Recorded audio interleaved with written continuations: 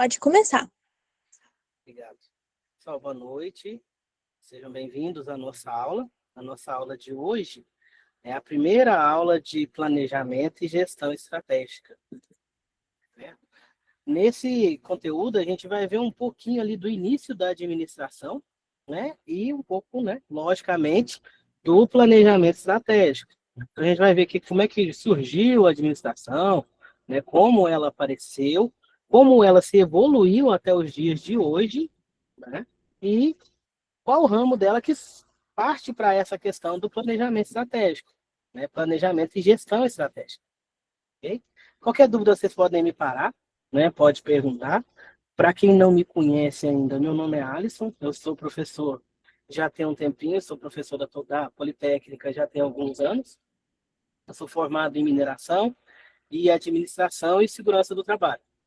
Então, essa disciplina ela está ali nos conteúdos gerais de todos os cursos, tem um pouco de administração, né? E essa daqui, ela é mais para os cursos voltados para o ramo de negócios, para o ramo de administração. No final do slide eu vou colocar meu contato, se vocês tiverem alguma dúvida, vocês podem estar entrando em contato comigo. Qualquer dúvida, pode parar, pode perguntar, tá bom? É bom que vocês participem da nossa aula. Então, como eu falei para vocês, a aula de hoje a gente vai ver um pouquinho sobre a evolução da administração, desde a Revolução Industrial até hoje. Está bem resumido mesmo, só para a gente ter uma noção de onde a gente está, né? O que aconteceu até a gente chegar no hoje. A gente vai falar um pouquinho sobre abordagens sistêmicas, que são os sistemas ali, sistemas atuais, suas aplicações e as formas de gestão. Vamos falar do processo administrativo, né, que é o PODC, antigamente chamado de POCC, planejamento, organização, direção e controle, e a gente vai começar a falar um pouquinho sobre o diagnóstico estratégico. Né? E a gente vai continuar nas próximas aulas essa questão do diagnóstico estratégico. Hoje a gente vai ver uma das ferramentas que são utilizadas para esse planejamento estratégico, que é a matriz SWOT, ou matriz fofa em português, quando a gente vai chegar lá. Então, a gente pensar ali na evolução do pensamento administrativo, né? A administração ela foi surgir como ciência por volta ali da Revolução Industrial, final do século XVIII. Antes disso, fazia-se administração, mas não tinha um nome. Não tinha uma definição para a administração. O pessoal administrava seus negócios, mas não tinha uma ciência voltada para isso. Né? Não existia estratégia. Eles administravam da forma que eles achavam melhor. Então, com a Revolução Industrial, onde foi acontecendo um crescimento econômico muito grande, né, para o nosso planeta, com um crescimento industrial muito grande, começou-se a trabalhar mais a questão de administração. Começaram a ver que a forma de gerir dava diferenças nas vendas, nos retornos, na questão de peças defeituosas. Então, começou-se a falar de administração. Na Revolução Industrial, começaram ali as abordagens teóricas, foi onde surgiu essa disciplina, né, essa ciência, que é a administração. Foi quando começou ali os testes, né, porque antes eles faziam da forma que eles achavam melhor, mas não testavam. Né? A partir da Revolução Industrial, foram aparecendo os primeiros pensadores da administração, onde foram aparecendo as primeiras teorias. Né? A gente vai ver que houve uma evolução das teorias. As primeiras teorias que foram datadas, que foram, né, anotadas e tudo, começaram a surgir na Revolução Industrial. Não que antes não existia, mas antes existia, mas não tinha ali um artigo, não existia ali algo que comprovasse, não tinha nada anotado, certo? Então, a gente fala que foi o início, porque nesse princípio aqui foram escritos livros, tiveram ali produções científicas que deram para a administração o nome de ciência e a importância que ela tem hoje. Foi quando começou, cientificamente falando. Ok? Então, as principais abordagens aí da teoria administrativa, a primeira que surgiu, a gente chama de teoria clássica, onde o foco era na organização e na produtividade, através da administração científica e da teoria clássica. Essa abordagem clássica, como o nome já fala, foi lá no início. Então, eles faziam da forma que eles eram acostumados a fazer. Era uma forma clássica de fazer administração. O foco ali era na produtividade e não na gestão em si. Então, eles só olhavam a produção. Tinha outros olhares, somente para a produção. A gente vai ver que a administração científica foi o principal pensador dessa administração científica foi o Taylor, que era um engenheiro mecânico que começou a medir os tempos de trabalho. Então ele queria saber por que que um funcionário não produzia igual o outro. Se os dois faziam a mesma função, com os mesmos materiais, com as mesmas máquinas. Então ele começou a estudar isso daí. Começou a medir os tempos, começou a mudar certas coisas dentro do ambiente de trabalho para ver se isso influenciava ou não.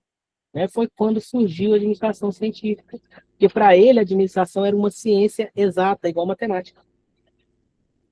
Se eu coloco um padrão, o tempo de produção, todo mundo vai produzir igual, porque todo mundo tem as mesmas condições, os mesmos materiais e a mesma máquina. Só que, né, a gente sabe hoje em dia que não é assim. Né? O ser humano, até as máquinas, não trabalham igual o tempo inteiro. Né? Quando você chega no trabalho, você está animado, você acabou de acordar, né? Você tem ali uma energia. Com o passar do tempo, a sua energia vai baixando, a sua produtividade baixa também, dependendo do que você faz. Já tem gente que chega no trabalho assim muito desanimado, às vezes ainda sonolento, então o começo da produção dele vai ser baixa, ali no meio do dia ele já vai ter uma produção mais alta, porque isso é da pessoa. Até mesmo as máquinas. A máquina, quando ela está alinhadinha, perfeitinha ali, você conseguiu já colocar ela no ritmo, ela produz uma beleza. A partir do momento que ela vai começando a ficar mais velha, ela vai ficando mais sobrecarregada, ela começa a diminuir a produção. Mas para o Taylor, não. O Taylor, como ele foi o primeiro a estudar isso daí, para ele tudo era igual. Então tudo tinha que ser igual. Então ele focou o quê? Na produtividade, no tempo de trabalho. Tanto que ele foi um dos precursores da redução da jornada de trabalho. Porque nessa época, eles não tinham uma jornada de 8 horas como a gente tem hoje. Eles trabalhavam 12, 14, 16 horas, né? E recebia-se a mesma coisa, o mesmo salário, independente da quantidade de horas que trabalhava. Aí ele começou a testar ali também questão de salário por produção. Né? Aí ele começou a reduzir carga horária, pagar por produção, né? Até a questão da iluminação do ambiente ele trabalha.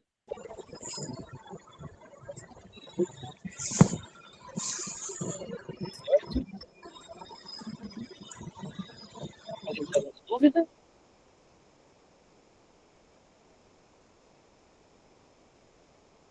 Então vamos continuar. Né? Depois da teoria clássica da administração científica, apareceu a abordagem humanística. Então, quando eles começaram a notar que não era somente as questões teóricas, não eram somente as questões de tempo de produção que alteravam ali os retornos deles, principalmente retornos financeiros. Então começou-se a falar das teorias das relações humanas. Começou-se a trabalhar o fator humano dentro da organização. Antes dele tudo era máquina, tudo era dentro de um tempo necessário ali, tudo era matemático, tudo era certinho, igual 1 mais 1 é 2. A partir do momento da abordagem humanística foi quando eles começaram a trabalhar as relações humanas. Verificar que uma pessoa fazendo uma função não é igual a outra pessoa fazendo a mesma função. A gente tem ali a individualidade. Às vezes, alguma pessoa está mais preparada para aquele trabalho do que a outra. Mesmo que tenha os mesmos cursos, mesmo que tenha a mesma formação, a mesma experiência, trabalhe no mesmo lugar. Porque a gente tem diferença. Né? O ser humano é diferente. Então, aqui começou -se a trabalhar no fator humano. Né? Começou a pensar-se nas pessoas. Tá baixo, som. Melhorou?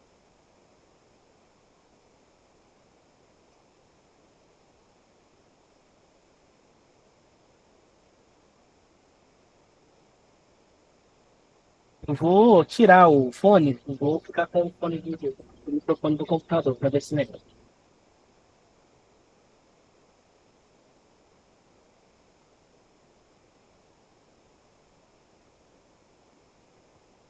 Agora melhorou para você?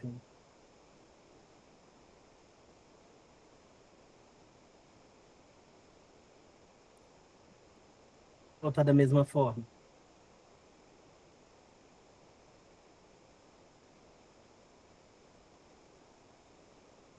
Vocês estão conseguindo ouvir agora?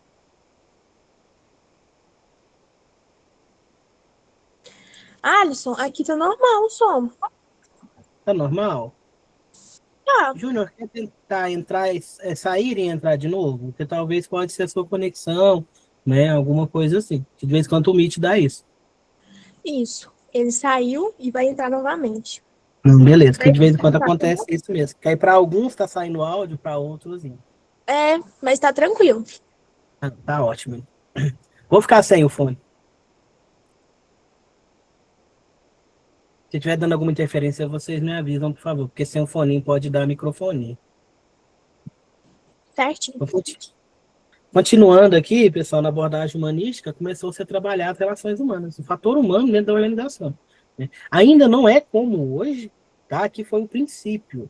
Foi por volta de 1800 e alguma coisa, quase 1900. Tá? Depois a gente entrou ali na abordagem neoclássica, onde o foco saiu das pessoas e passou-se para a estrutura. Então, lá na clássica, era a produtividade, na humanística, relações humanas das pessoas, mas não da forma que é hoje, tá? Era as pessoas, mas não era tão bom como é hoje, não.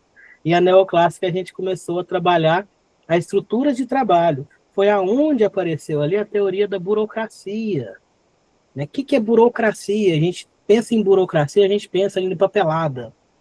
Mas não é, tá, gente? Burocracia são normas. Antes disso, não se tinha padrão, não se tinha normas. A gente vai falar dos padrões dentro do planejamento estratégico. Na abordagem neoclássica, foi quando apareceu o estudo em cima da estrutura. Foi quando começou-se a estruturar realmente a administração, a fazer ali normas, né, procedimentos, para que as atividades fossem feitas de forma igual, né, de forma padronizada. Foi aqui que começou-se a trabalhar a padronização. Antes disso, não se havia um padrão. Não se havia padrão de produção. Mesmo as produções feitas por máquinas, dava muito problema, muito defeito. Né? Vocês vão ter disciplinas aí de qualidade, onde vai adentrar mais nisso. Mas lá na abordagem clássica, quando pensavam em qualidade, eles mediam somente no final da produção. Então era muita peça defeituosa aqui embora. Aqui na neoclássica, eles já começam a estruturar o trabalho para reduzir erro lá na frente. Então eu vou mexer na estrutura, né? Eu tenho estrutura, hierarquia, tudo ali. Então eu vou mexer nessa estrutura, eu vou focar na estrutura através da criação de normas, normas e procedimentos, né? Foco na estrutura de trabalho, administração por objetivos. Então eles administravam pelos objetivos. O nosso objetivo hoje é produzir 100 peças. Essa era a administração. Como é que vai produzir 100 peças? Antes eles olhavam ali a estrutura, faziam os cálculos, tudo direitinho para ver se a empresa conseguiria, teoricamente, produzir 100 peças. Se desse para produzir, beleza, administração por objetivo. O objetivo nosso diário é produzir 100 peças.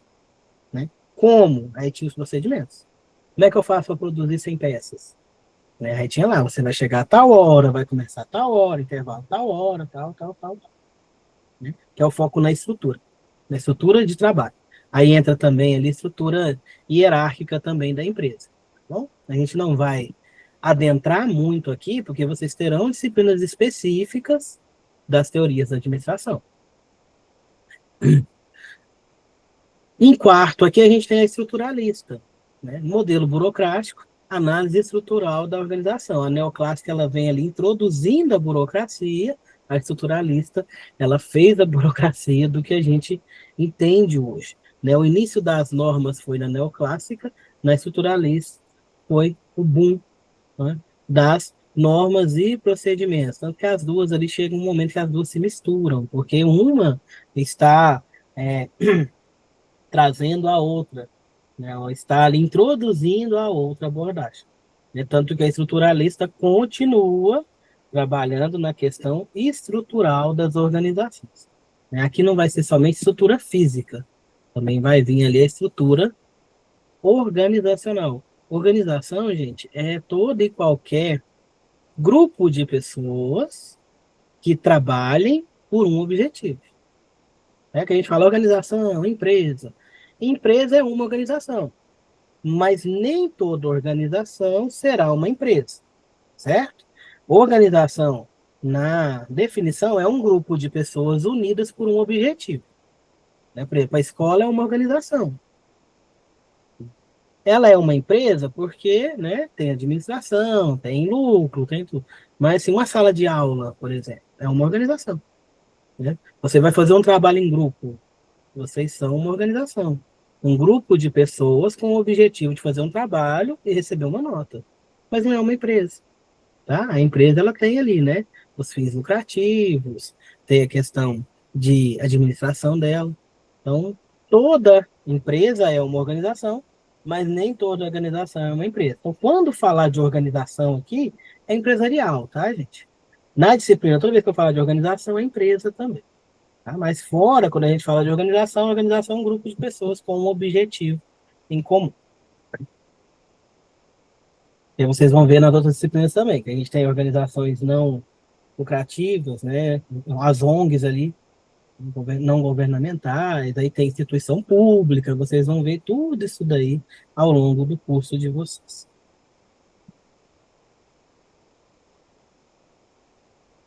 Evolução das abordagens administrativas, ali foi das teorias, agora a gente vai para as abordagens. Né? Começou-se a abordagem comportamental, onde o foco ali era o comportamento humano, isso vem depois da estrutura burocrática, tá, gente? Então agora eu vou começar a olhar o comportamento, é onde entra o clima da empresa. O clima das empresas, ele é diferente de uma empresa para outra, porque vai do comportamento humano. Grupos de pessoas diferentes terão comportamentos diferentes. Então, vão criar climas diferentes, climas organizacionais diferentes. Né? Por exemplo, você tem um turno, uma equipe de turno. Aquela equipe de turno está engajada, tem um certo comportamento por estarem juntos, né? Por se acostumarem a trabalhar juntos. Então, eles terão um perfil. Se você pega esse turno, tira uma pessoa desse turno, coloca em outro, e traz de outro turno e leva para ele, para esse turno que a gente está falando, vai ter diferença. Tá? Dependendo, essa pessoa pode mudar completamente o comportamento das outras, para o bem ou para o mal.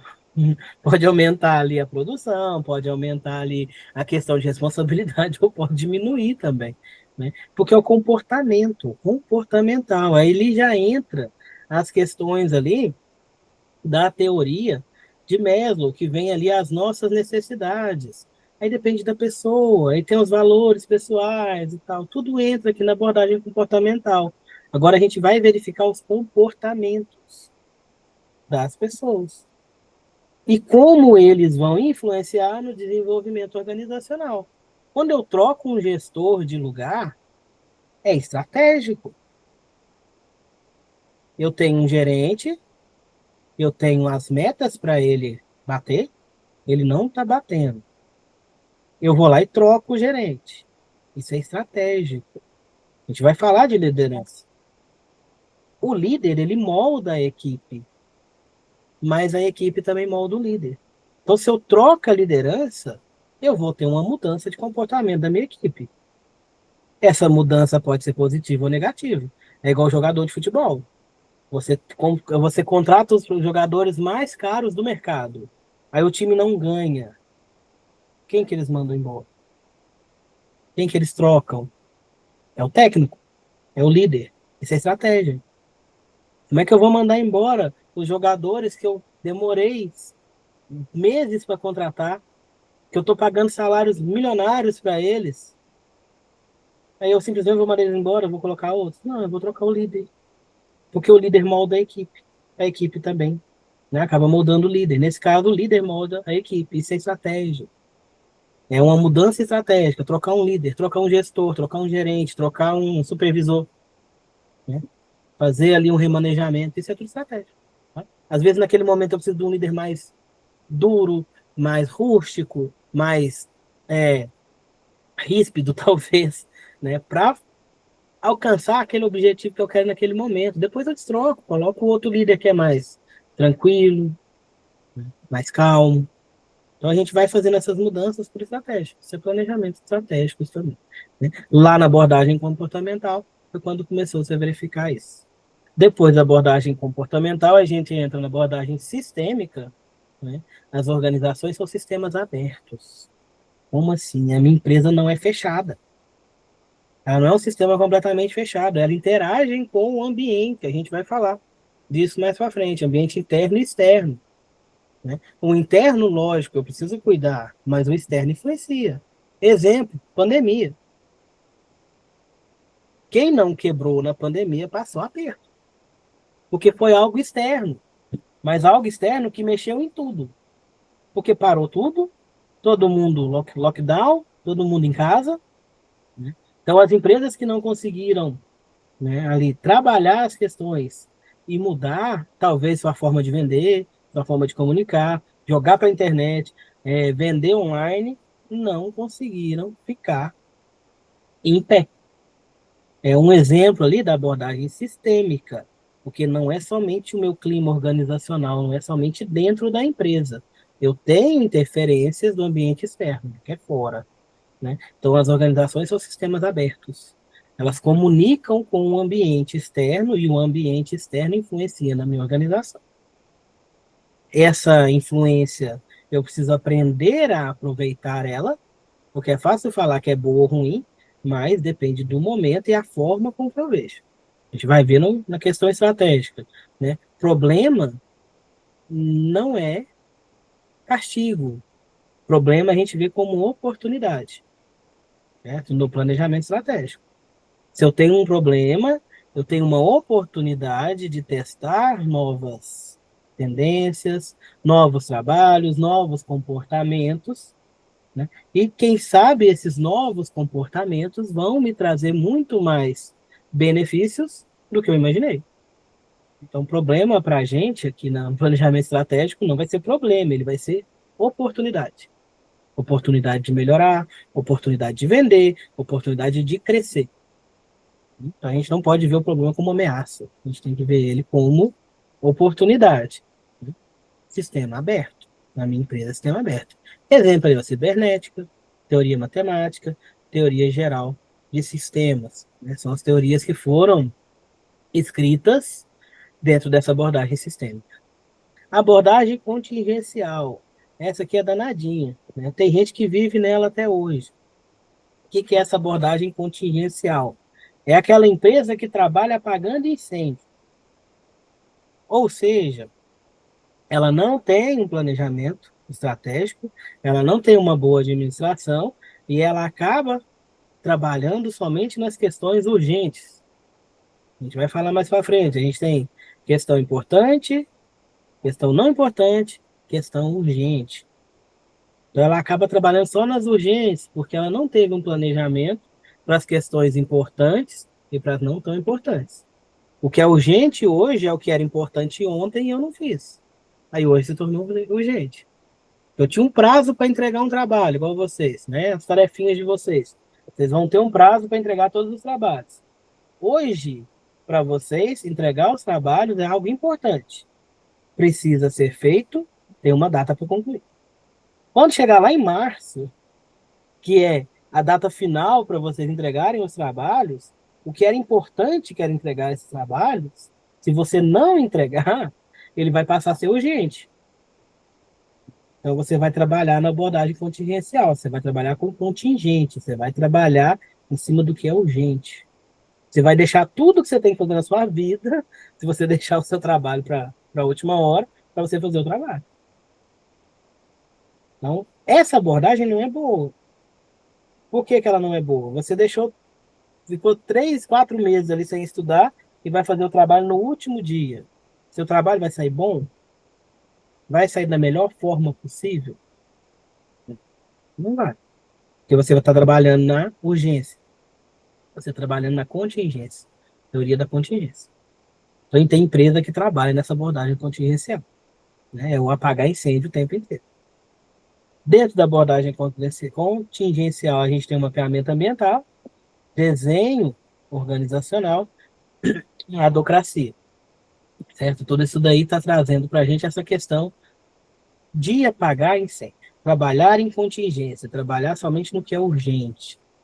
Né? Esquecer, por enquanto, o que é importante. Por último, ali a gente tem as contemporaneidades, que são as atuais. Tá? A administração participativa. Né? Antigamente você tinha como o líder, o chefe, aquela pessoa que era inalcançável.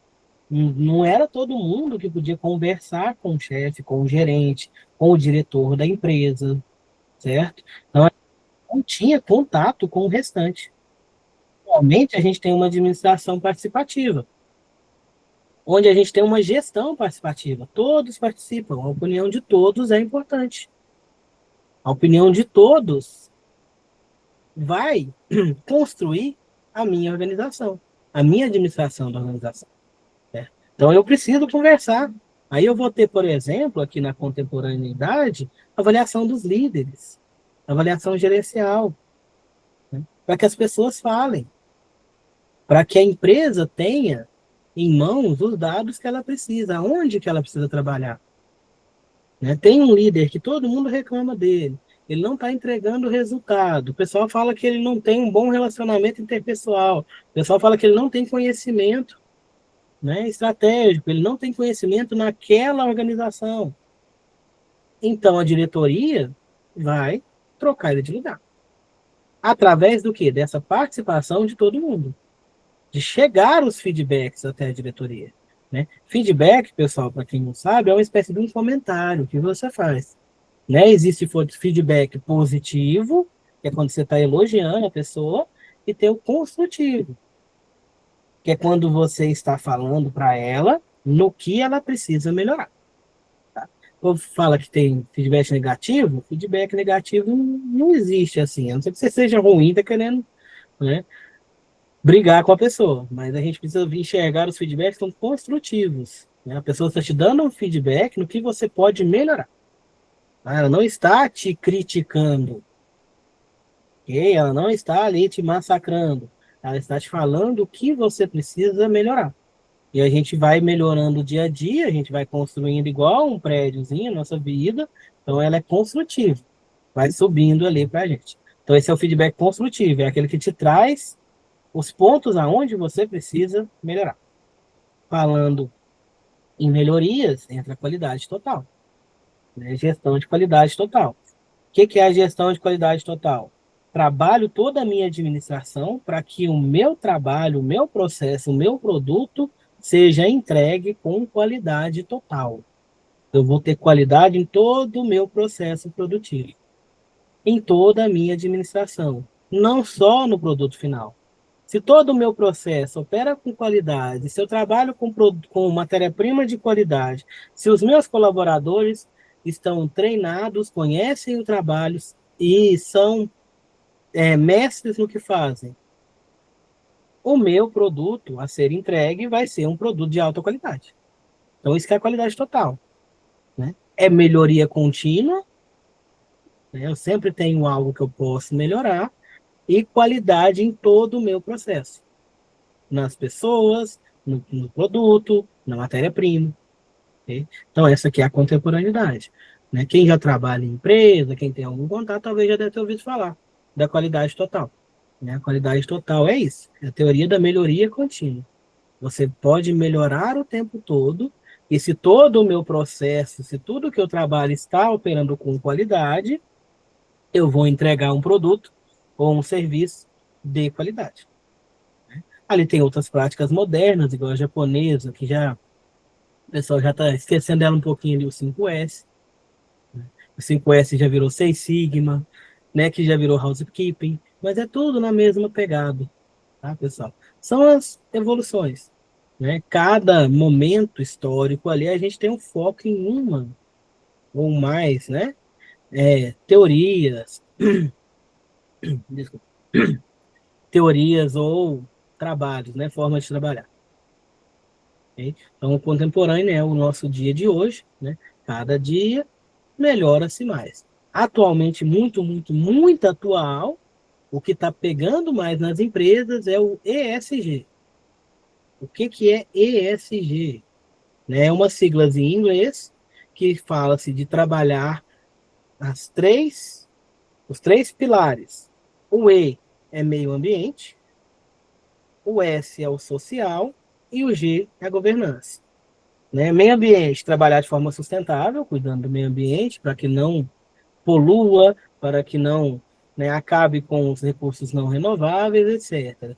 Social, a empresa tem um papel social, não é somente doação, mas ela tem um papel social para com a sociedade, para com os seus funcionários, seus colaboradores, e a governança, que é a administração. A administração limpa e a administração correta, né? Não ter contrato ilícito, né? Pagar todo mundo direitinho, fazer com que respeitar todas as leis, ter ali o alvará, tudo isso daí entra na governança, no G de governança. Então, atualmente, o que se fala mais é o ESG, né? São abordagens voltadas para a melhoria do ESG das empresas. Para que ela tenha esses três pilares. Uma empresa que tem esses três pilares bem erguidos, ela vai ser bem vista pelo mercado consumidor, consequentemente, ela vai vender mais. Então, ela vai se manter ali no mercado por mais tempo, por trabalhar essas questões de ESG. Quando a gente fala de mercado internacional, uma das obrigações que a empresa precisa ter, né, para o mercado internacional é isso, esse compromisso com principalmente o meio ambiente, né, e a qualidade, que vocês vão ver lá nas ISOs. Tem empresas de fora que só compra produto de empresa que é certificado. Que é certificada, tem um certificado ali que ela cuida do meio ambiente, que ela tem qualidade total nos seus serviços prestados, que ela tem uma abordagem segura do trabalho, que é o OSAS. Né? A gente vai falar de tudo isso mais para frente. Ok? Tranquilo até aqui, pessoal? Tá dando para entender? Tranquilo, Alisson. Beleza. Agora ficou melhor o áudio? Ficou, acho que era meu telefone, tá? Te peço desculpas aí, eu saí, entrei e deu certo. Você tem que falar. A aula é para vocês. A aula é para vocês. É vocês que mandam. Vamos lá, continuando. Por que estudar a nossa abordagem sistêmica? Porque estudar os sistemas, né? Visão dinâmica. Nós vamos entrar no planejamento estratégico mesmo, né? O planejamento estratégico tem que ser visto como parte desse sistema dinâmico de forças que interagem constantemente. Então, a nossa empresa, a nossa organização, ela não fica parada. Ela está o tempo todo em movimento, ela está o tempo todo com problema para resolver, coisa para resolver, produção para trabalhar. Né? Então, essa visão dinâmica vem de movimento, tá, gente? É o que ajuda a gente a estudar essa abordagem sistêmica, estudar o sistema, né? Ter estratégias, porque a gente sabe que tudo muda. Né? Lembram da época da pandemia? Foi um Deus nos acuda, foi do nada, tudo fechou. Né? Eu lembro que eu estava trabalhando, né? Meus alunos até me perguntaram, professor, o que é pandemia? Eu nem sabia o que era pandemia. No outro dia a escola fechou, eu falei, como assim, gente? Né? No outro dia eu estava em casa. Eu estava em casa, nunca tinha dado aula online, tive que começar a dar aula online. Né? Porque as escolas, né, que foram para o online conseguiram se manter. As outras que tentaram e não conseguiram. Né? Então, assim, a gente tem que ter essa visão sistêmica, essa visão dinâmica, que as coisas podem mudar. Nada ali é verdade absoluta, ainda mais no mercado financeiro. Ainda mais na questão de administração. Interações complexas né? As decisões do gestor são afetadas por vários fatores, internos e externos. E eles se correlacionam. E, ao mesmo tempo, né, influenciam um ao outro. Então, o meu gestor, ele tem uma responsabilidade gigante em cima dele, né? A gente, quando trabalha em alguma empresa, alguma coisa, a gente, mas esse líder é enjoado demais, ele briga comigo o tempo inteiro.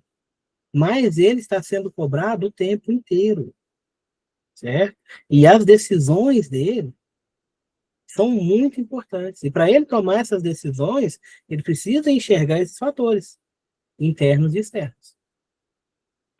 E a relação deles entre si. Se ele toma uma decisão errada, dependendo da decisão, do momento, vai impactar a empresa toda. Ok? E a aplicação prática. Compreender os sistemas ajuda a gente planejar melhor, né, os resultados da organização e também antecipar problemas. Vamos falar de manutenção, né? Manutenção, a gente tem manutenção de máquina preventiva, preditiva e corretiva. Vamos falar só das duas da ponta, preventiva e a corretiva. Né? O nome já fala, preventiva. É você fazer uma parada da máquina ali para verificar como é que ela está, para prevenir que ela se quebre. Corretiva, a máquina quebrou, está tudo parado. Eu vou ter que corrigir o erro, eu vou ter que trabalhar e que mexer nessa máquina para consertar. O que isso tem a ver com planejamento estratégico? Dependendo da máquina que você está trabalhando, você vai parar a produção. Né? Dependendo do defeito que ela deu, essa produção vai ficar parada por vários e vários dias, que é a manutenção corretiva. A máquina quebrou uma peça, essa peça vem lá dos Estados Unidos, vai demorar 15 dias para chegar. E a máquina, ela é o pulmão da minha fábrica. Ou seja, ela parada, ninguém funciona. Como eu posso evitar isso? Como é que eu posso evitar que essa máquina quebre? Não é 100%, tá, gente? É porque pode quebrar, máquina pode quebrar, mas eu consigo reduzir isso daí a quase zero. A chance dela quebrar. Com o quê? Manutenção preventiva. A manutenção preventiva, ela vem para isso. Aí eu planejo uma parada. Você já deve ter ouvido falar de uma parada de manutenção. Isso daí é estratégico.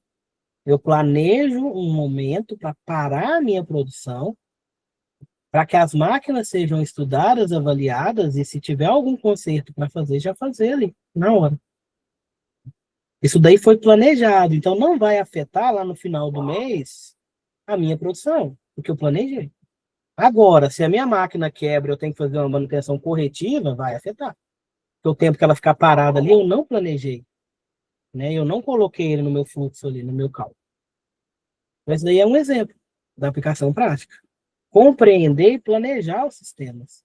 Eu planejo uma parada para que eu evite paradas compulsórias, que são aquelas paradas que são feitas porque não tem outro jeito.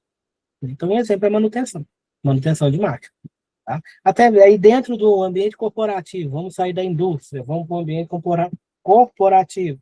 Né? A minha equipe está brigando demais. Eu vejo que o pessoal já está ali rusgando um com o outro. Então, eu tenho que fazer algo antes que a minha equipe agarre nos tapas. Né? Eu trabalhei com uma equipe de 22 pessoas. Né? Então, assim, chegou um momento que eu estava vendo que elas já estavam ali começando a se desarmonizar. Né? Então, a gente trabalhou essa questão aí. Vamos fazer algo antes que o pessoal comece a brigar. Porque como é um serviço contínuo, uma pessoa vai precisar da outra.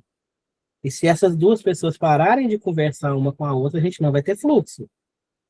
Então, assim, né, na empresa que eu trabalhava foi feito isso. Na hora que eles viram que o pessoal estava começando a se arranhar demais ali, fizeram um final de semana num hotel para se melhorar as relações. Né? E foi todo mundo para um hotel no final de semana, né? E foram conversando com o psicólogo, fez dinâmica, um monte de coisa. Na segunda-feira estava todo mundo se amando de novo, né? Só para resumir, tá, pessoal? é algo também que a gente trabalha, é a questão sistêmica, estratégia, né? Vamos acabar com o problema antes que ele se torne algo mais crítico, mais grave, né? Depois disso, o relacionamento interpessoal melhorou muito dentro do local onde eu trabalhava.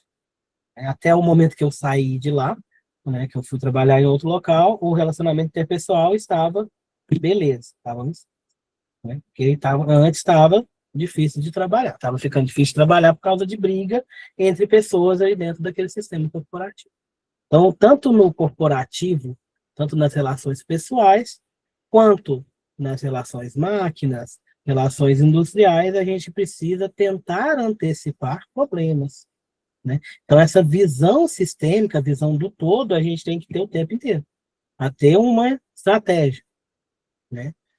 Estratégia você tem que ter para trabalhar antes, para entrar antes, não para corrigir o problema depois que ele já aconteceu. Então, a gente evita problema com essa abordagem sistêmica, com um planejamento estratégico. Teoria geral dos sistemas, ela foi elaborada pelo biólogo Ludwig, na época de 1950, né? Tem o nome aí, Teoria Geral dos Sistemas, com a abreviação TGS. Ela vai transcender os problemas exclusivos de cada ciência, né? Como assim? Ela estuda além daquele problema em si, né? E tudo que ela trabalha é sistêmico.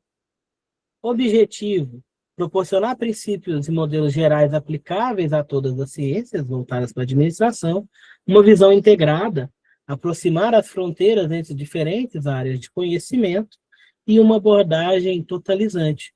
Os sistemas só podem ser compreendidos quando estudados globalmente. Professor, mas o que um biólogo tem a ver com isso? Gente, um biólogo ele trabalha com ecossistema. O que é o ecossistema?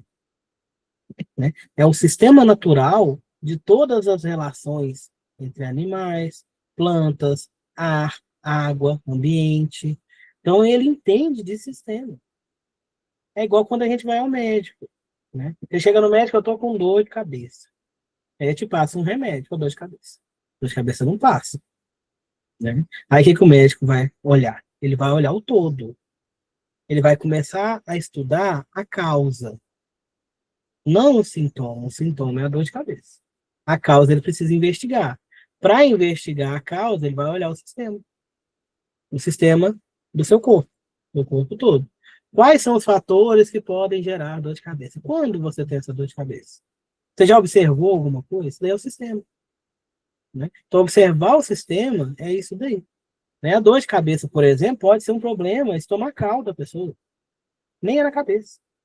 Né? Outro problema que pode dar dor de cabeça, falta de água.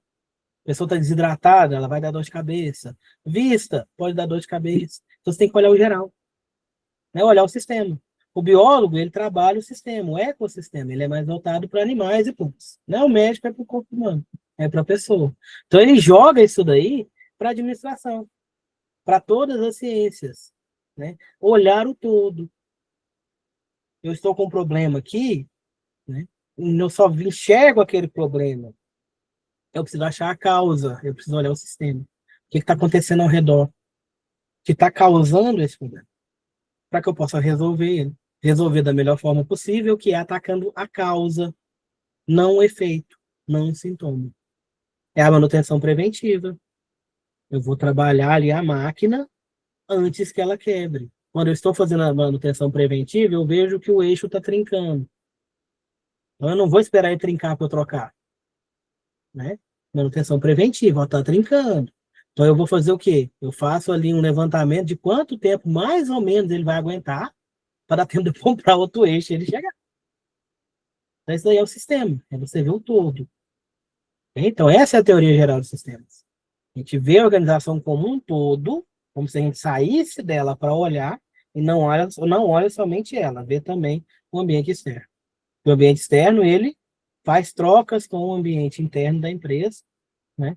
E ele é entradas. A gente vai ver a questão de entradas e saídas no sistema produtivo. A entrada é tudo que entra né? E vai ser modificado, utilizado, trabalhado para a saída, que é tudo que a empresa entrega, né? Seu nome, a sua confiabilidade e seus produtos. Daí a entrega. Entrada é tudo que vem do ambiente externo que a gente trabalha ali para transformar em produto ou serviço.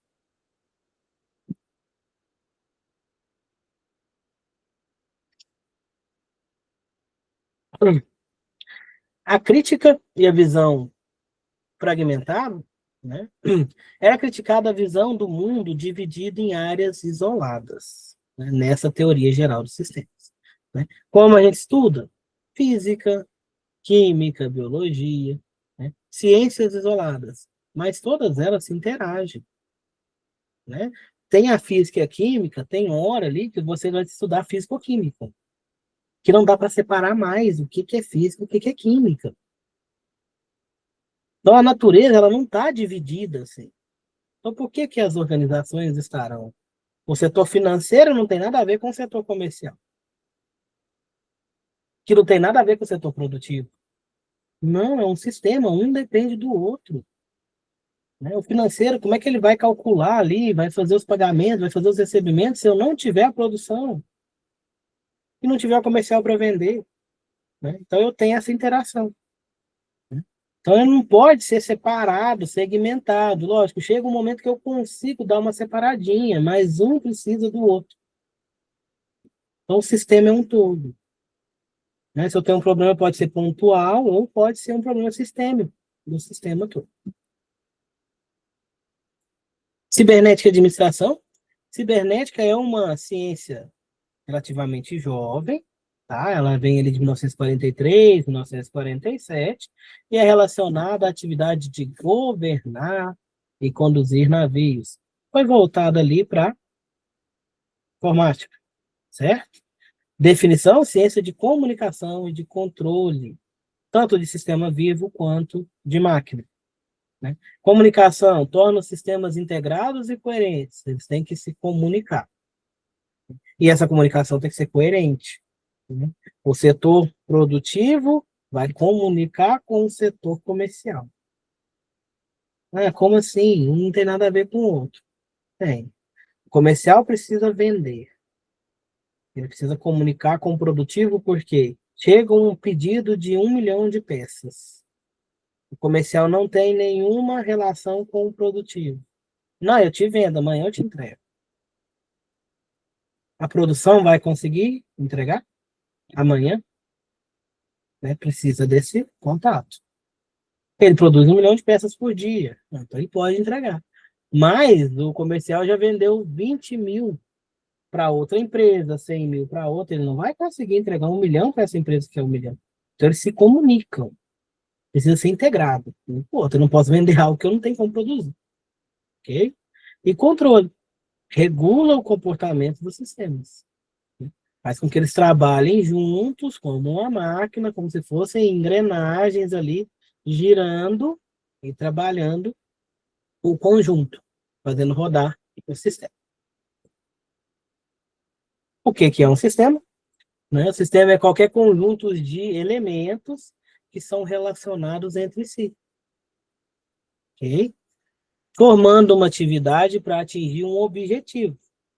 Para atingir esse objetivo, eu tenho entradas e saídas processadas. Entrada é tudo que vem para ser modificado, trabalhado, inserido no meu produto. Saída é tudo que eu entrego. Então, o sistema é isso. Dentro de uma organização, o sistema pode ser um sistema governamental dela, né? Como ela é governada. Pode ser o sistema produtivo, pode ser o sistema industrial, que é uma usina. Né? Tudo isso daí é sistema. Às vezes ele é físico, às vezes não. Né? Por exemplo, o sistema hierárquico, onde eu tenho a hierarquia dentro de uma organização. Ele não é físico, mas ele existe. Você tem o diretor, você tem o gerente, tem o supervisor, você tem o líder. Ele não é físico, mas existe. Agora, o sistema produtivo de uma usina, ele é físico. Né? Consegue enxergar. Primeiro entra nessa máquina, depois vai para essa, aí vai para uma esteira. Ok? Os elementos fundamentais do sistema são elementos, relações entre eles e objetivos. Elemento é o que está entrando, o que está saindo. Relação entre ele, né? Como é que eles se relacionam ali para produzir. Né? O objetivo é o objetivo da empresa. O objetivo não é somente a venda, tá, gente? Não é somente o produto final. Né? O principal objetivo é o produto final e a venda. Mas existem outros objetivos. Okay? Às vezes, naquele momento, o objetivo da empresa é consumir menos água. Ela está gastando água demais. Não é necessariamente a produção, mas é um objetivo. Eu posso ter vários objetivos. Certo? Componentes básicos, ó. Entrada, são os inputs, tudo que entra no meu sistema para ser trabalhado, informação, energia, matéria-prima, tudo que ele recebe do ambiente externo. Processamento é a transformação disso daí, a operação ali dentro da minha fábrica, da minha organização, da minha empresa, do meu sistema, e saída, que são os outputs, resultado final que vai ser entregue para o ambiente, após o processamento, que não é somente um produto físico. Bom, pessoal, né? Eu tenho uma empresa que faz caixa de papelão. O que eu vou ter como entrada? Matéria-prima, celulose, né? Cola, fita, pessoas, a mão de obra, fornecedores, isso daí é entrada, impulso. Dentro da minha empresa eu faço o processamento, eu pego tudo isso daí e transformo em caixa de papelão. Né? Eu vou trabalhar ali para fazer caixa de papelão. Vou pegar a matéria-prima, né, com a cola, vamos fazer a caixa, a mão de obra, as pessoas vão trabalhar na montagem da caixa. Daí é o processamento. Saída, os outputs. A principal é a caixa de papelão. Mas eu tenho outras saídas também. Eu tenho uma saída para a questão econômica da cidade que eu trabalho. Eu gerei emprego para a mão de obra que estava ali, disponível para mim. Certo? Eu estou fazendo um trabalho social, eu vou ter uma entrega social, uma saída social ali também. Eu estou ajudando o meio ambiente, porque o meu papel, eu tenho a produção de caixa de papelão, mas eu tenho uma parte da minha produção que é de material reciclado. Então, a minha saída não vai ser somente caixa de papelão. Eu vou entregar para a sociedade também um produto transformado através da reciclagem. Eu estou coletando algo que seria lixo, né? Estou trabalhando a questão ambiental. Estou coletando algo que seria descartado para o lixo, estou transformando em um novo produto para a sociedade. Isso daí também é saída. Tá? Nem sempre é coisa física. Bom, gente? Por exemplo, uma escola. Uma escola ela tem as entradas. O que são as entradas? Mão de obra dos professores, os alunos, toda a estrutura física da escola, todos os funcionários, colaboradores que a gente tem na escola, tudo isso aí é entrada. O processamento. O processamento é o curso em si. Né? Vocês são a entrada. Né? Vocês hoje são estudantes de um curso técnico. Vocês serão processados dentro da Politécnica e depois vai ter uma saída. O que vai ser a saída de vocês? Serão técnicos. Hoje vocês são estudantes, quando terminar o curso, vocês serão técnicos. No meio do processo, a gente tem o processamento, que é o trabalho que a gente faz com vocês. As aulas, as atividades, o atendimento do pessoal, para quem faz presencial, a estrutura física da escola. Essas entradas estão transformando o aluno. E não é algo físico, gente. A gente trabalha com conhecimento, né? Com aprendizagem, não é algo físico. A gente não tem medições físicas. Então, a gente tem todas essas entradas, a nossa saída é o técnico formado, é um profissional consciente, né? Um profissional ético, que trabalha pela sociedade. Tudo isso daí é nossas saídas. Tá? Então, todas as empresas, todas as organizações, elas vão ter entradas, processamento e saídas. Né? E não somente o produto em si, que a gente lembra só do produto. Né? Eu vou fazer brigadeiro. né? O pessoal erra muito quando vai abrir pequenas empresas por isso. Ele pensa só no físico. Ah, eu vou fazer brigadeiro. O que que eu preciso? Leite condensado, chocolate, um fogão e pronto. Aqui que é a minha saída? Brigadeiro e eu vou ganhar dinheiro. Mas tem mais coisa, né? E o trabalho que você vai ter, e a mão de obra, e o tempo, tudo isso daí é entrada. E você tem que mensurar, a gente vai ver isso também, na hora de precificar para a saída. Aí você vai comprar um brigadeiro, você vende ele a uns R$ 2. Esses R$ 2 tem que pagar matéria-prima, energia, local, embalagem, o seu trabalho, né? Tudo isso daí vai entrar no preço do brigadeiro, que é onde muitas pessoas às vezes vão empreender e se quebram, né? Porque vão para um mercado que está cada vez mais competitivo, não consegue ter um preço justo com o trabalho que ela faz e competitivo com o mercado ao mesmo tempo. Isso aí é tema para outra aula. Vamos continuar. Conceito de caixa preta. Já ouviram falar de caixa preta? A gente tem a caixa preta, por exemplo. Eu já. Oi?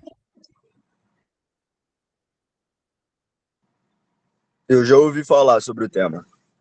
Já ouviu falar? Você ouviu falar na administração ou de avião, alguma coisa assim?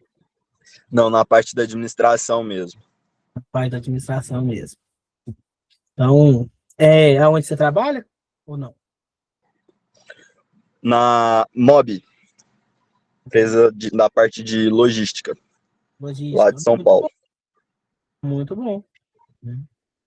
Você já está por dentro do conceito aí, né? Esse conceito, pessoal, né, é um conceito de um sistema que não pode ser desvendado, cujos elementos externos são desconhecidos, ou que pode ser conhecido só por fora. É quando você tem um segredo ali dentro da empresa, tá? Utiliza-se esse conceito em duas situações: quando o sistema é impenetrável ou inacessível, ou quando o sistema é excessivamente complexo e difícil de detalhar. Aí somente algumas pessoas terão, né, esse contato com esse detalhamento do sistema. Então, esse aí é o conceito de caixa preta dentro de um sistema.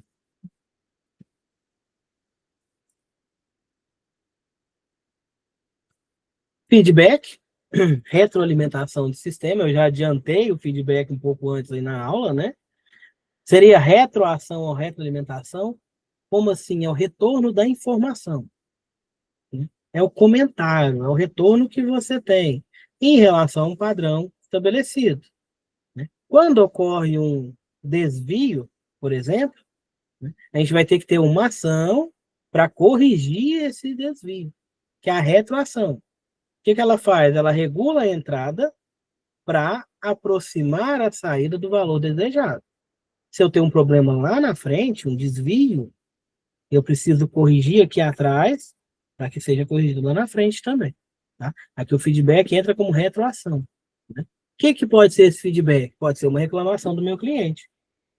Ou pode ser na hora que eu vou testar o meu produto, ele não passa no teste. Tá? Isso daí vai fornecer feedbacks. Vai fornecer informação para que eu trabalhe o meu processo produtivo para reduzir ou acabar com esses desvios. Então, isso daí vai ser o feedback dentro do sistema. Okay? Né? No dia a dia, a gente vê como comentário, né? É uma informação. Atualmente, né, falando de atendimento, empresa que faz atendimento ao público, né, quase toda agora manda você avaliar o atendimento. Né? Para quê? Para fornecer feedback para eles. Porque o cliente atualmente está cada vez mais exigente. Então, a informação está cada vez mais acessível. Antigamente a gente não sabia muita coisa, hoje em dia você dá um Google ali, você acha 90% do que você precisa, né? Então a informação já não é tão fechada mais, então a informação todo mundo tem, contato quase todo mundo tem, então eles precisam achar ali os mínimos detalhes para ganhar um cliente. E não é só preço. A gente vê aí, tem muita gente que deixa de comprar numa loja porque não foi bem atendido. Mesmo que aquela loja seja mais barata. Né? Aí entra aí a questão lá do atendimento, por que eles estão pedindo feedback para o atendimento? Para ver o que eles precisam fazer com esses colaboradores que trabalham na linha de frente, que é o atendimento ao público, né? O que eles precisam dar para eles como treinamento para satisfazer esse cliente, para que ele volte. Né? Essa volta do cliente é fidelização, para você fidelizar o seu cliente. Então, necessita desse feedback. Né? Então, vocês podem ver que agora tudo você tem que dar feedback. Né? Você liga na operadora, né? Depois da ligação você me dá uma nota. Né? Isso daí também vai pegar os índices da pessoa ali dentro da empresa, ver como é que está os índices, se está bom, se não está. Tudo isso daí vira dado, que vai para gráfico, que vai para estatística ali, para o pessoal trabalhar para virar ações de correção ou de ajuste dentro da minha administração. Essas ações de correção ou ajuste estão dentro do planejamento estratégico. O planejamento estratégico vai coletar as informações e vai agir. Vai criar estratégias para corrigir ou melhorar essas ações que está tendo reclamação, que não estão, né, dentro do que a empresa quer naquele momento, dentro do objetivo do momento. A gente vai ver que vai ter planejamento mensal, semestral, anual, né? E cada um tem seu objetivo. Então a gente tem as metas, né, para chegar aos objetivos dentro da empresa. Então a gente trabalha o planejamento estratégico para corrigir o que precisa ser corrigido e melhorar o que precisa ser melhorado. Tipos de retroação, a gente tem a positiva e a negativa. A positiva, né, ação estimuladora da saída que atua sobre a entrada do sistema, né? Ou seja, né, o sinal de saída amplifica e reforça o sinal de entrada, acelerando o processo. É um feedback bom. Olha, o produto está saindo bom aqui. A gente pode aumentar a produção. Está saindo perfeito. Então, se eu colocar um pouquinho mais de matéria-prima, será que eu aumento a produção? Consigo manter essa qualidade no meu produto? Retroação positiva. E tem a negativa, que é aquela ali, ó, que é um desvio, problema. Então, eu vou corrigir. Na hora que eu estou corrigindo, eu vou ter que diminuir a minha produção, para que eu não gere mais peças com desvios, para que eu não gere mais peças defeituosas para entregar lá para o meu cliente, produto final. Então, existem as duas. Né? A positiva vai aumentar a sua produção, a negativa vai dar uma frenada, né? Freada, né? Não vai parar, vai dar uma reduzida para que seja corrigida e depois volta ao normal.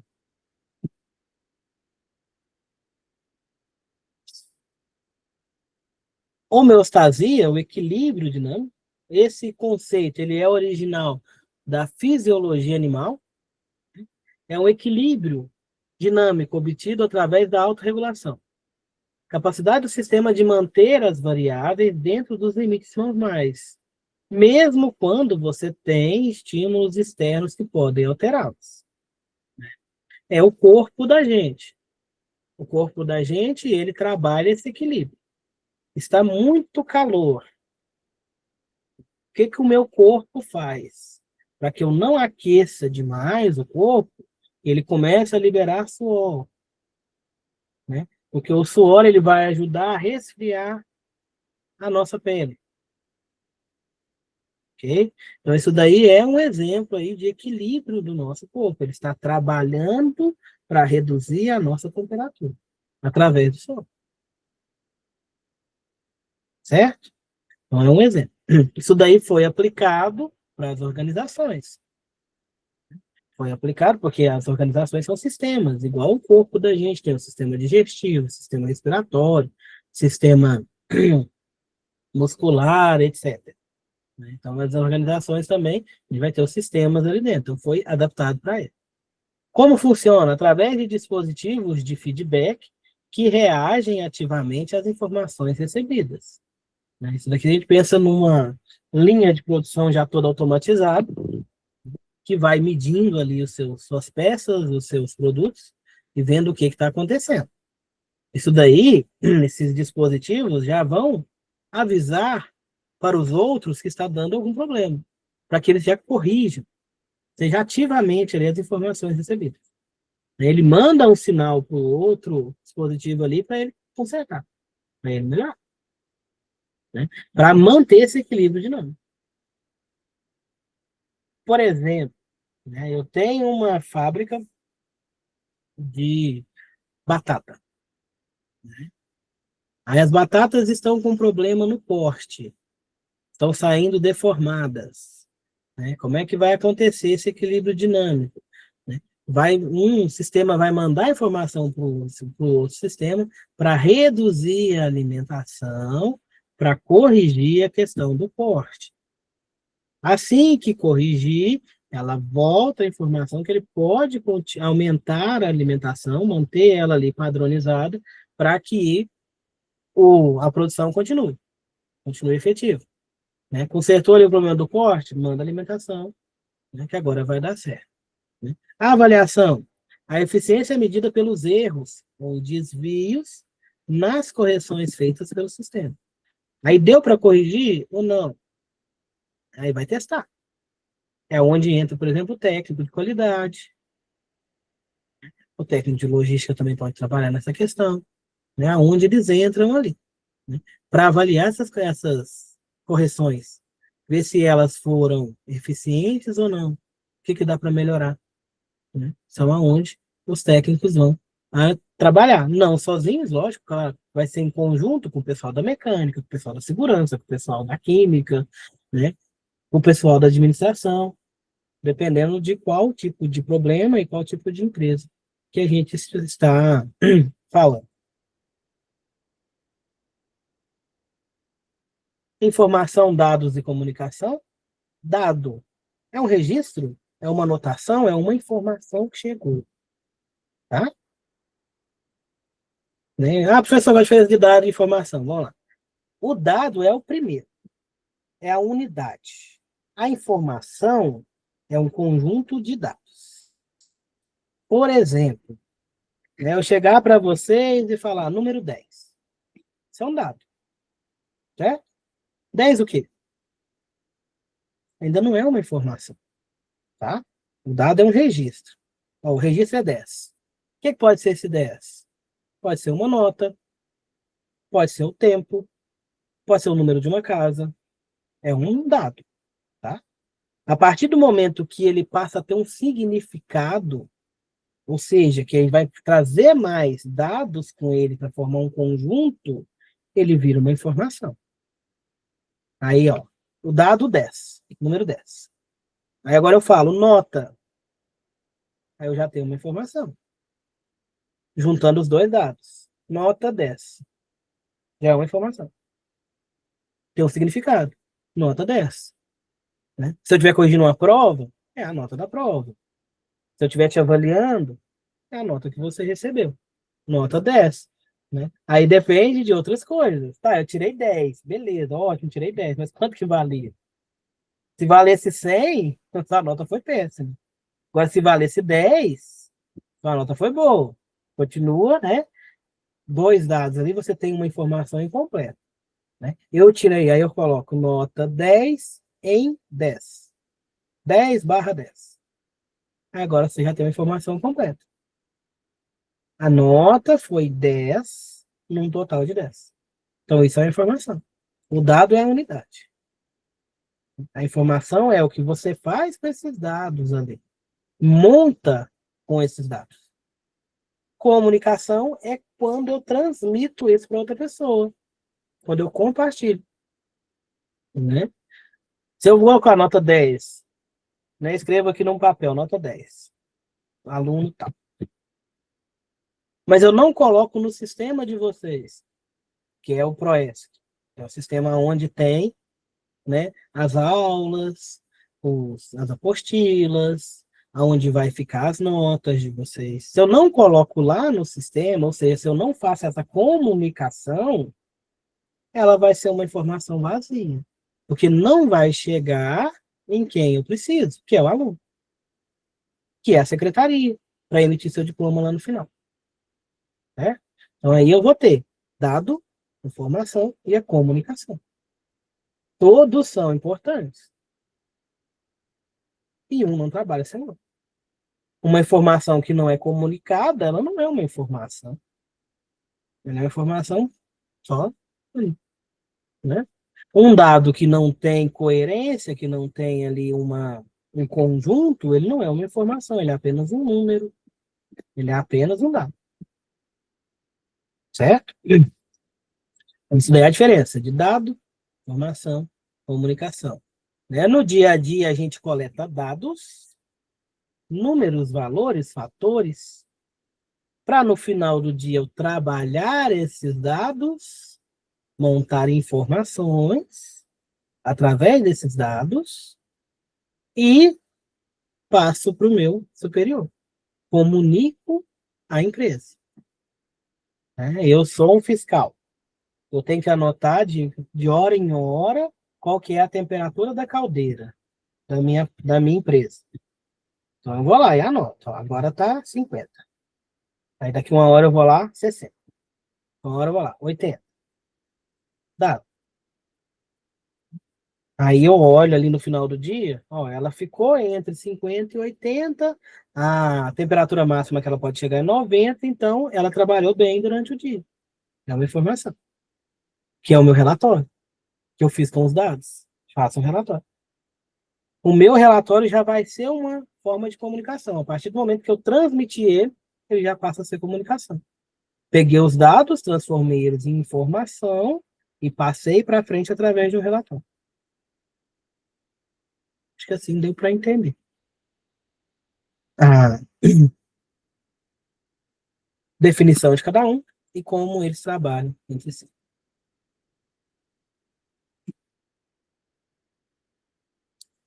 Sistemas de comunicação. A forma que você comunica. Sistema de comunicação tratado pela teoria da informação consiste em 6 componentes essenciais que vão trabalhar juntos para transmitir essa mensagem com qualidade. Nem toda comunicação é efetiva. Dentro das organizações, pela experiência que eu já tenho, né, por pessoas muito mais experientes do que eu, que trabalharam comigo e me ensinaram muito, a comunicação é o gargalo de uma empresa. O maior problema dentro da maioria das empresas é comunicação. A forma com que é transmitida essas informações. Okay? Então vamos lá, vamos ver quais são ali os componentes. Primeiro, fonte. Da onde saiu essa informação? Pessoa, coisa, o processo que emite as mensagens. Qual que é a fonte? Foi o fiscal que foi lá e mediu a temperatura. Qual que é a coisa? É o termômetro que vai fazer a medição ali toda, de hora em hora, e depois vai me dar o relatório. Qual que é o processo que emite essa mensagem? É o processo ali automático desse termômetro de jogar para o visor ali a temperatura. Né? A fonte, da onde saiu essa informação. Segundo, transmissor. Quem codifica e transmite a mensagem. Da fonte até o canal. Então, quem codifica e transmite é o transmissor. O canal é o equipamento entre o transmissor e o receptor. Então, ali, o canal, por exemplo, eu tenho um dispositivo que mede a temperatura. Né? Dentro dele tem um transmissor que vai pegar a informação na fonte, vai codificar e vai transformar ele em mensagem. Certo? O canal que transmite essa mensagem, que vai intermediar ali a medida do equipamento e quem está lendo, é o visor dele. Então, é o canal. Receptor, quem recebe a mensagem. Okay? Destino. pessoa ou processo a quem a mensagem é destinada. Em alguns momentos, ela vai ser o receptor e o destino ao mesmo tempo. Certo? Em outros, não. Depende do que a gente está falando no sistema de comunicação. E o ruído é alguma perturbação que altera a mensagem ou atrapalha a mensagem. Né? Por exemplo, aqui na nossa aula, vamos lá. A fonte não sou eu, é a apostila de vocês. Ok? O que que eu sou para vocês? Eu sou o transmissor. Eu peguei a apostila, resumi e estou transmitindo a mensagem para vocês. Codifiquei e estou transmitindo a mensagem para vocês. Qual que é o canal? É a nossa aula online. É essa reunião online. Ele é o canal. É o equipamento que está transmitindo a mensagem entre eu e os alunos. Receptor é quem está recebendo a mensagem, que são os alunos. Destino, vocês, os alunos. Vocês são os receptores. E destino ao mesmo tempo. Ruído, meu cachorro latindo lá de fora que não deixa eu passar a mensagem direito. O áudio do Júnior que não estava bom. Isso daí tudo é ruído. O meu atraso para começar a aula. Isso daí é tudo ruído. Por quê? Atrapalhou a nossa mensagem, a nossa aula, mesmo que seja por algum tempinho baixo. Certo? Então, esses aí são os sistemas de comunicação. São os 6. Eu tenho que trabalhar, cuidar dos 6. Para quê? Para que a comunicação aconteça de forma eficiente e limpa. Falando nisso, deu o nosso horário, pessoal. A nossa aula é até 8h30, né? Acabou de dar 8h30 aqui no meu relógio. Certo? Com alguma dúvida? Tá tranquilo até aqui? Para mim tá muito tranquilo e muito bem didático e explicativo, Alisson. Gostei Ana, então, muito. obrigadão. Então, pessoal, a gente fica por aqui hoje.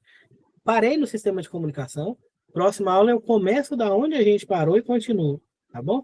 Fiquem atentos ali às páginas da apostila que a gente vai seguindo. A apostila é uma base, tá bom? E aí eu vou tentando passar alguns exemplos mais práticos para vocês.